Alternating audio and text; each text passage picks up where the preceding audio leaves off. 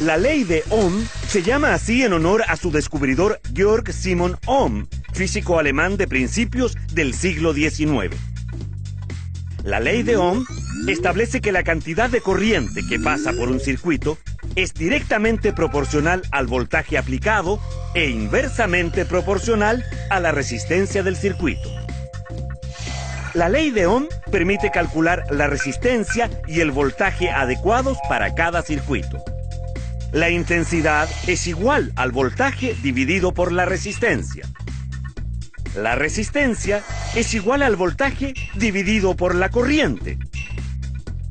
Y el voltaje es igual a la corriente multiplicada por la resistencia.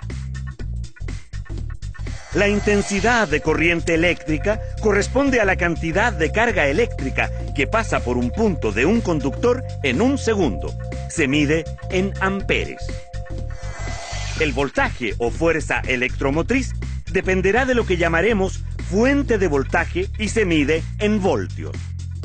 La resistencia que opone el conductor al flujo de corriente es lo que llamamos resistencia eléctrica. Se mide en ohmios.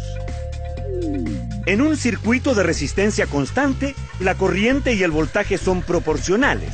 Si se duplica el voltaje, se duplica la corriente.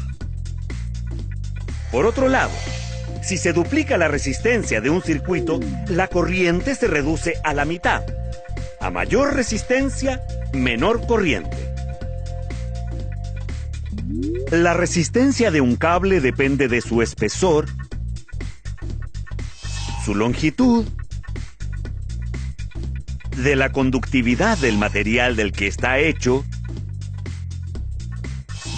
y de la temperatura a la que se encuentre. La resistencia eléctrica es menor en los cables gruesos que en los delgados. Los cables largos oponen más resistencia que los cortos.